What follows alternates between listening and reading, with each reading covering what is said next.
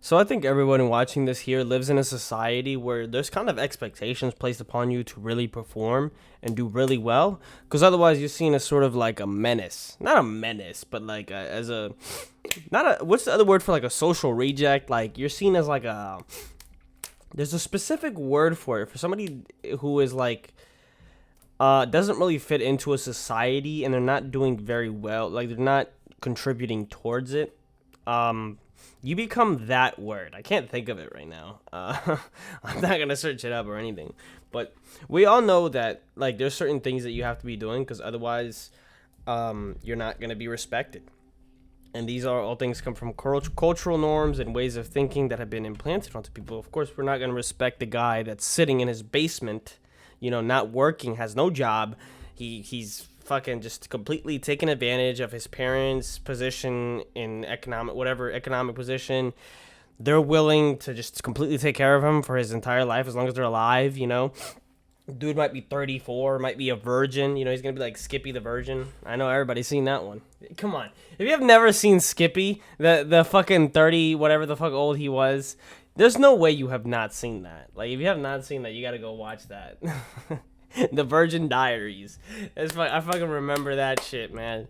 But if you're him, then you're gonna be very frowned upon, because obviously things that are hard to respect and people who sort of just take advantage of opportunities and benefits that they have. Maybe they can not only have to be in the basement of their parents. Maybe they're getting taken care of by the government. Some governments do offer some good programs. But these guys we don't respect. We call them losers. We call them lazy losers. We call them what's a zealot? No, that's not. There's like specific words for it. Let's just get into it, man. Let's go. Imagine a guy without a job. Okay, no I'm imagining success in his life. I know who's a a heavy few. drinker and still living with his parents Heavy at drinker. 35. Okay, there you go. He 35. tries finding love using a dating app. Of course. And after a few weeks of swiping, he manages to arrange a meeting with a potential mate in a Sheesh. restaurant. How'd he manage to pull that The off? couple He's got to be 6'3", right? Like if he has nothing else, what is he gonna say on there? I like Lord of the Rings. I like reading. Blah blah blah blah blah. I like video games. I'm interested in something like who's going on a date? That's the thing though. Like you gotta be like a really you're making no judgment calls at all. Like are you even reading the description? The description, unless if he's lying somehow, it's just not gonna seem very appealing to a lot of people. So shouts out for my man. Shouts out to the girl though, because it's good that there's somebody for anybody. I'd like to believe so. had a pleasant chit-chat until the woman he's with asks, What does she ask? "So what do you do?" Even though the couple had Ooh, a that was not on reasonably his bio fun night then. afterward, the woman declined a second date. Because When her she told friends him not asked to. I mean, he told her why, not she to. replied, "Well, he's nice, not bad looking, but I've decided to stop dating losers." Not bad looking? That's Not that there's respectable. anything wrong with choosing who you want to date. It's everyone's right to decline if a romantic prospect doesn't suit one's demands. The Yes. purpose of this example is to show one of the many ways people nowadays use the word loser.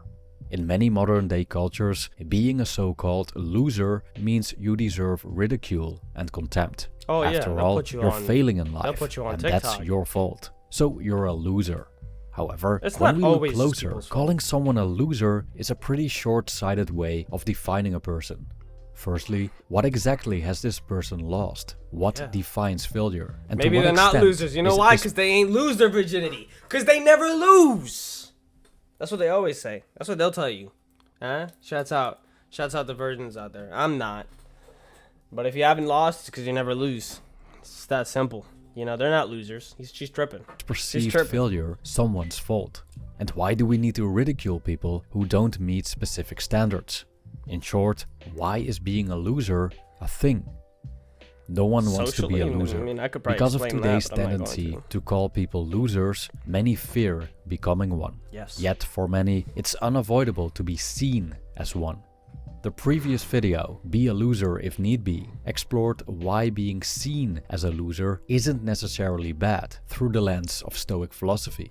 This video explores People are gonna the see you stupidity whatever way of they calling want. people losers in a derogatory It's fashion just for at least, society. and Like how to certain be things, a happy, quote Certain unquote. things you don't do for ethical reasons. You just do it because it helps society function better. Like covering your mouth when you're sneezing. Not coughing on people. Being polite. Saying excuse me. Saying sorry. Doing all of these things. They're cultural norms.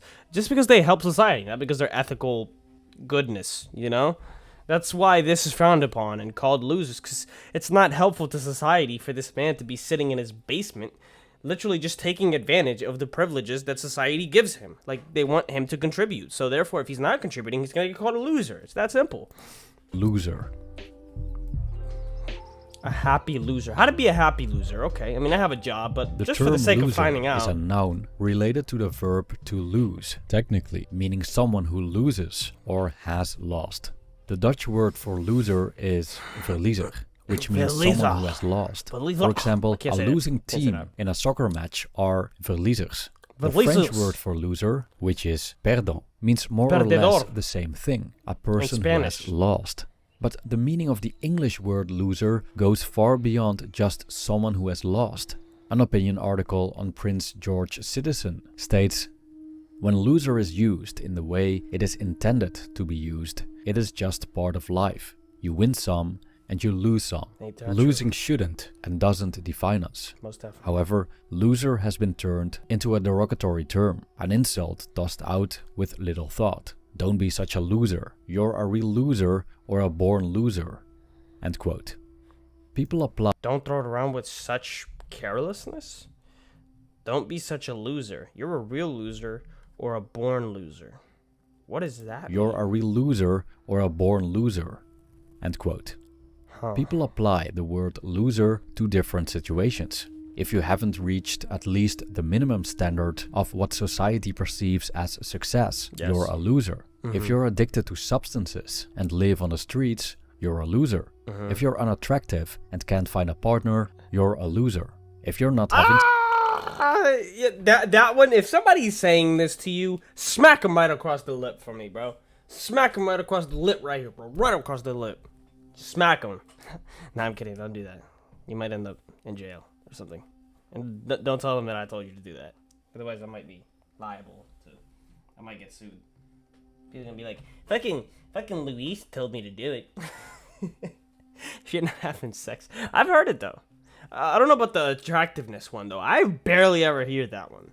Nobody's getting called a loser because they're not that attractive. That's not something that people call losers, I feel. Like, just for non-attractiveness, that I don't see... I've never heard anybody call anybody a loser just because they're not that attractive. That's not one that I've seen. I've seen the sex one, though. And all the other ones. Sex, you're a loser.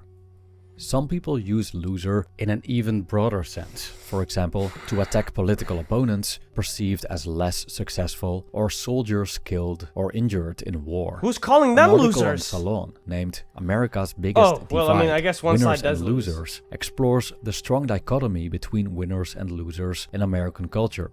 I quote, "America is deeply divided between those who are considered and consider themselves winners and those who are considered by the winners to be losers." And themselves. End quote. To be honest. Author Neil Gabler writes that the division between winners and losers may be more significant than other divisions based on race, religion, politics, or economics. It's all a concept Losers made up by are humans, cultural bro. pariahs, the American equivalent of India's Untouchables, Gabler states. Hence, we could ask, who wants to date an untouchable? Who in their right minds wants to date a loser? An untouchable in India. Unless the universe is entirely deterministic, it seems that we all possess the power of choice. For example, we can choose to get out of bed early and get some work done. We can choose to exercise.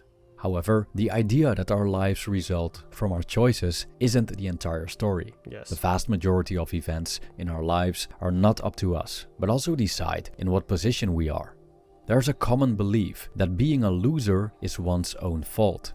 A loser just didn't work hard enough. A lot of people believe this. You go ask somebody who's like homeless. You ask like a lot of motherfuckers here in the U.S. It's very prominent.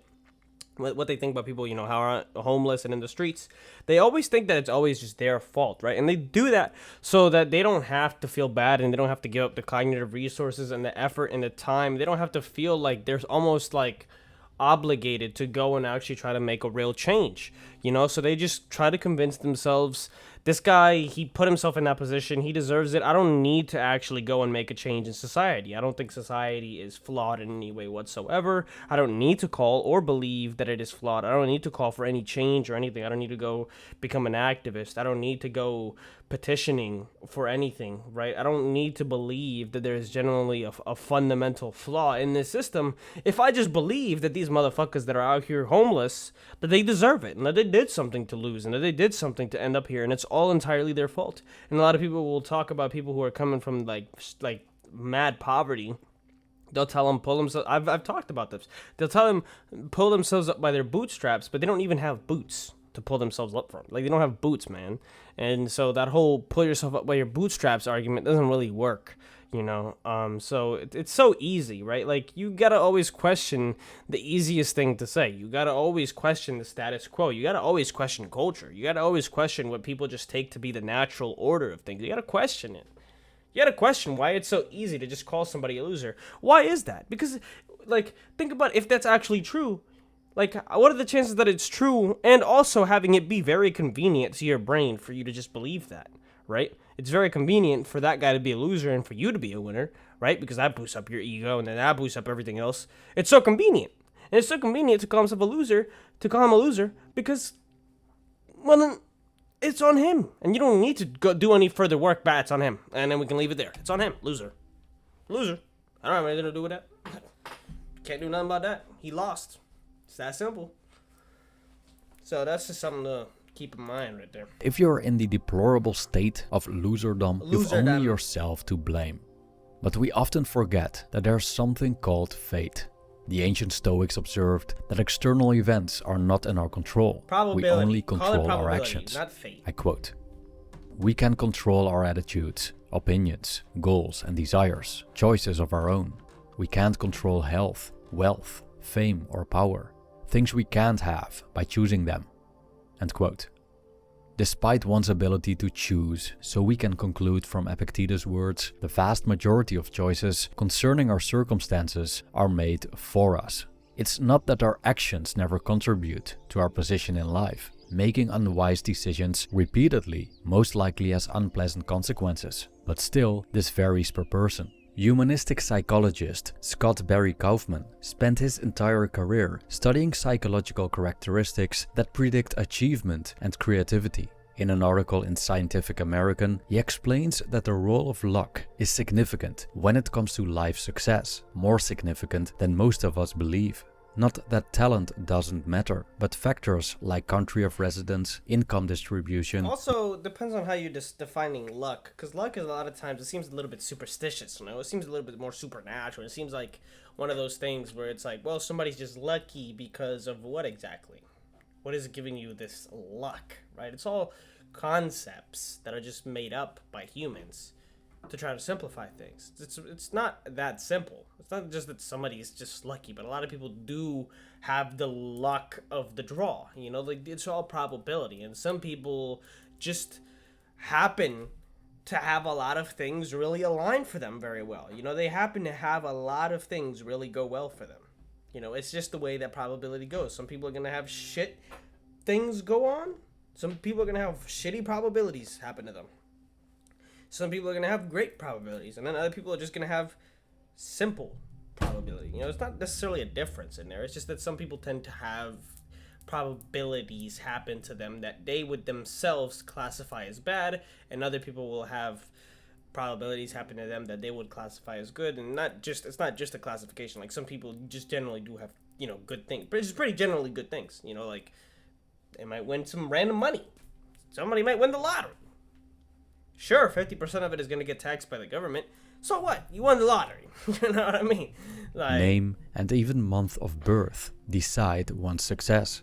Kaufman also presents scientific data suggesting that luck and misfortune decide the trajectory of talented and less talented individuals, and that the most talented individuals were rarely the most successful. A series of lucky events. Most talented individuals were rarely the most successful. A series of lucky events makes not so talented people very successful. A series of unlucky events makes very talented people very unsuccessful. I quote, Talent you was studying definitely that? not Bullshit. sufficient because the most talented individuals were rarely the most successful. In general, mediocre but lucky people were much more successful than more talented but unlucky individuals. The most successful agents tended to be those who were only slightly above average in talent, but with a lot of luck in their lives. End quote. We don't decide if we're born in a war-torn, impoverished country like Somalia or in the Netherlands. True. Neither do we choose if our parents are prosperous and capable of raising children well, or if we're born to parents with addictions and incapable of raising children. We also have no say in how smart, beautiful, or handsome we are, or if we have an overall pleasant youth without traumatic events. Nor do we control genetics in regards to illness or substance abuse. For the most part, we're utterly out of control. That's crazy. Like, I've never actually seen, like, a lot of your genetics has something to do with substance abuse. Like, I've never wanted to drink anything. So, are you just telling me my genetics just... How can that be genetics, though? What's the feeling you get? If it's in your genetics, what's the feeling you get? Because I'm guessing there's got to be a feeling, right? There's got to be a drive. There's got to be a desire. How could it be an innate desire? If you never drank alcohol before, if nobody in your nobody in your immediate vicinity is doing that, of course, if people are doing that, you know, your parents are doing that, you're going to try to replicate them because the kids follow the parents' blueprint. But if you're not seeing that, are you just going to... I know that's the studies have. Like, they end up becoming, like, alcoholics. Like, but how do you know that that's tied to genetics? How can you study that? I'm really wondering. And if that is the case, why? Like, what do they feel? Do they feel something? Like some weird thing that they just, like, maybe is because they have higher states of stress, anxiety, maybe? I don't fucking know. And they're trying to, that would just normally lead them to try to find ways to deal with that. Like, getting drunk? I don't know. Seems... Fortune deals the cards for us. The only thing we can do is to play with the hands we're dealt.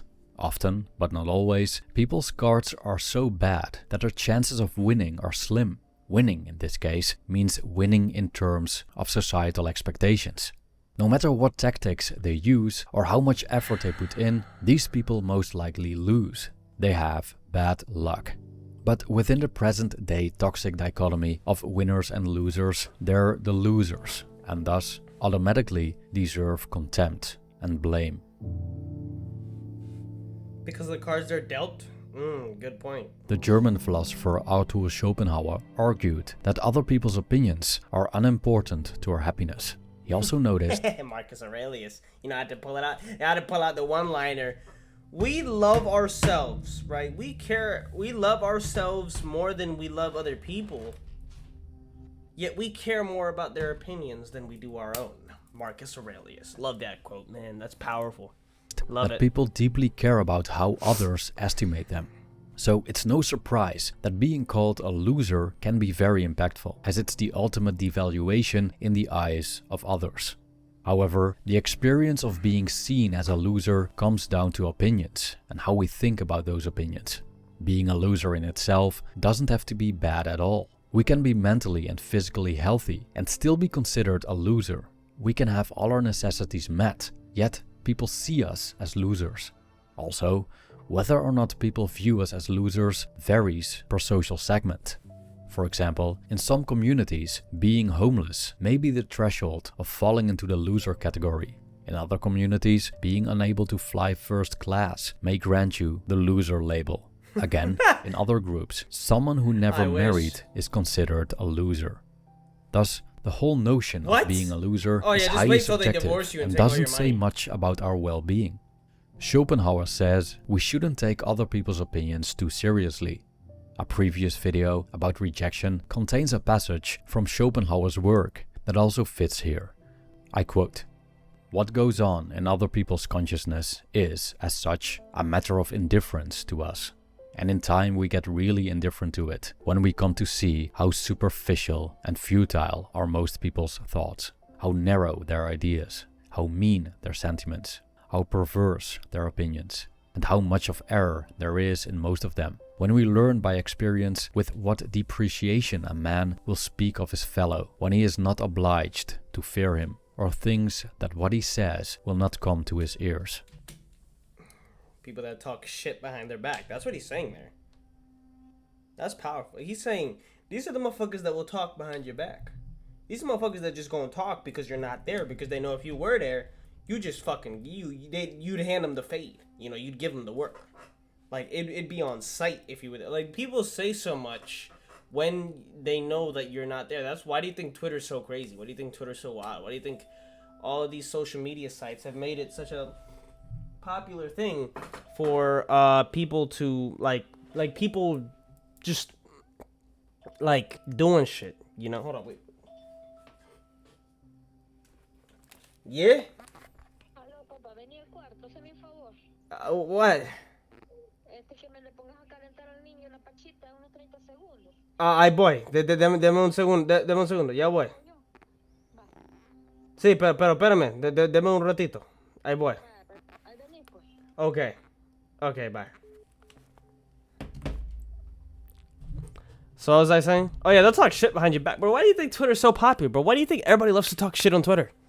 People love to run their mouth on Twitter. Why? Because they know that they're not going to have no repercussions. Nobody's there to hand them the repercussions. People say every type of wildness. They say all types of crazy, stupid shit when they know nobody's going to be there to smack them right across the face, bro. They get so confident. They'll just say whatever with no repercussions. But if they were there in person, they wouldn't even think about saying the type of shit that they say. Why give a fuck about it? So I wish somebody would talk trash to me on Twitter. Nobody ever has. But if they ever did, oh my god, I would love it, because that means I'm doing something right. But this is so facts right here. I mean, to think that, you know, like, people's opinions really do be narrow. You know, like, think about it. They're all, like they don't even question the stuff. This is what something that's crazy to me is, how is it that I question it, but other people don't? What has led to me questioning my stuff? What has led to me, you know, sort of being pretty, if I were to say, sort of, self-aware and, like questioning shit, you know, and being a critical thinker? What has led to that? What has led to me really, like, questioning almost everything that's going on in my life? Why am I the only one that seems to be questioning this stuff? And I look around and I see other people, like, they're doing very well. Like, they're doing well off. Like, some people might be making more money than me. They might be doing all of this than me, but, like, they're not into philosophy like me. Like, anybody who's not questioning this stuff, my opinion is why. Like, that's generally the way that I see it. Like, why? Like, they're just so narrow. The way of thinking is fundamentally being created by the capitalist society that they live in. It's being created by their experiences. It's being created by their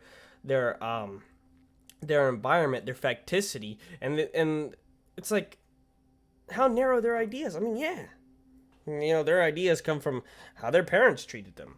Their ideas of the world come from whatever people around them are saying is what's the right thing to do. You know, they just conform and they do whatever somebody tells them to do, or they just simply have no purpose, so they just follow their emotions and they just do whatever gives them pleasure, whatever gives them momentary pleasure, whatever gives them some sense of belonging, some sense of being important, some sense of attention, you know? Experience with what depreciation a man will speak of his fellow, when he is not obliged to fear him, or thinks that what he says will not come to his ears. End quote. The happy loser. How to be a happy loser. From Schopenhauer's view, expressed in his work, The Wisdom of Life, there's a difference between what you are and what you are in the estimation of others. Society seeing you as a loser doesn't automatically mean there's something wrong with you. That's facts. Your environment seeing you as a winner doesn't automatically mean you're all that great. That's facts. But you do need both. I feel like you do need kind of both of that duality, because if you're considering yourself a winner, but nobody else does, I mean, there's limits to it, man. Because, like, look, I could call myself a nice person, and if all of my friends say I'm a bitch, they all say I'm a dickhead, they all say I'm an asshole, am I a nice person just because I claim to be? I don't think that's how that works. Like, see, you have to be fair with all of it. You know, sometimes a lot of what could consider you to be a winner is sort of, you know, reliant upon, you know, winner. Every word, this is something that I've noticed, every single word should be given with an asterisk. You know, every word should have an asterisk at the end of it. Winner, asterisk. Loser, asterisk. Because there's like multiple definitions, and it's like you have to explain a whole bunch. It's like a winner within this confines, a winner within the confines of this meaning, in this environment, in this dynamic. It's like that's how it really is, you know, and a lot of it does just technically fall upon not on your hands. You know, it's the cards that you're dealt, and if the society that you're currently in right now wouldn't consider you a winner, then I guess you kind of can't be a winner. Like, you can be a winner to yourself, but if you're going to be fair, it's not that true if you're the only one saying it. You know? It's just not that true. If you're miserable, destructive, and people call you a loser, then you're not a happy loser, and perhaps change is recommended. But if people call you a loser, yet you're a happy loser. Which doesn't mean you're a morally good person. You're just a happy person, despite people calling you a loser. However, Schopenhauer observed that people generally attach great importance to how others see them. Hence, it's difficult for many to be satisfied when their surroundings see them as losers, even though, apart from other people's opinions, they're pretty content with who they are and how they live. So in many cases, the difference between a happy and unhappy loser may simply lie in how much we care about what other people think. Schopenhauer believed that caring about who we are in the estimation of others is a weakness we should limit. What's going on in the consciousness of others shouldn't influence our sense of well-being. If society categorizes someone as a loser, this person may not want to take this label too seriously. It's a derogatory term based on the false belief that people's unfortunate positions are always their fault, that they're to blame for it and deserving of contempt, while in reality we don't control our fates, and many, if not most times, our life circumstances are just luck. This wrong assessment of reality only reinforces Schopenhauer's attitude towards people's opinions and sentiments, perverse and narrow.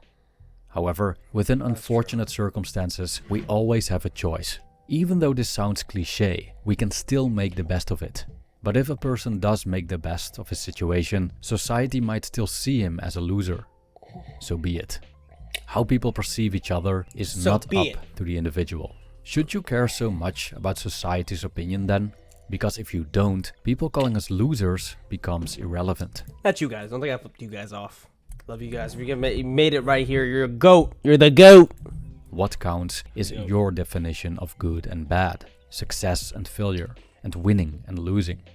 A happy loser doesn't care about people calling him or her a loser. A happy loser happily accepts his position as untouchable, if that's the price to pay in the face of fortune's whims. That's sometimes the price to pay. Thanks for watching. Everything needs an asterisk. That's my philosophy. You know, truth. Somebody wants to throw the word truth. Somebody wants to throw the word facts. Oh, what I speak is facts. See, what I speak is just the truth. It's just common sense. Put an asterisk. There's multiple meanings to all of it. There's like even science. You have to sort of conduct science within a sort of from a fundamental like cultural background, from a fundamental cultural worldview, through that framework that has been given to you, right, by capitalist society and your culture.